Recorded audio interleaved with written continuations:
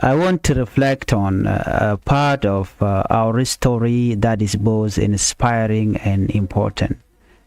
Um, the majority of the SPLA soldiers who fought to liberate South Sudan were Nuer, organized under battalion, according to this paper that I have, like battalion 104, 105, Jamus, Tiger, Tessam, and Zalzal. And later, Dinka soldier joined with battalions such as Koryom and more. This shows that our freedom was achieved through the courage and sacrifice of many from different communities coming together. When we remember the struggle, it is not about who came first or at last. It is about the unity, the bravery, and the sacrifice of our people. Each soldier, each battalion, each community play a part in achieving independence. Freedom is never free. The Nuer soldier laid the foundation, and the Dinka battalion joined to strengthen the fight. Together they shaped the course of our nation. This is a reminder that South Sudan independence was built on collaboration and courage, not division.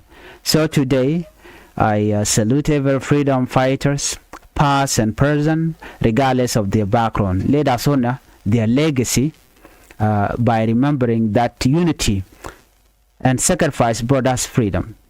Let's continue to work together for peace, development, and a stronger South Sudan. Let's remember that a leader work is to unite people, not targeting people based on where they come from or their background or from which tribe, like what is happening right now in South Sudan. We need a leader that show transparency and fairness to all the tribe, all the 64 tribes in South Sudan.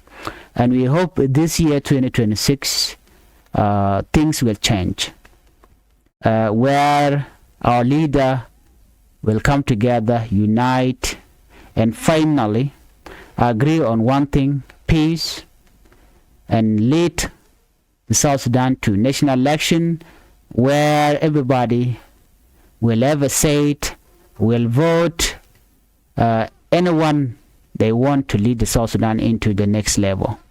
And that is my hope, and that's the hope that I have.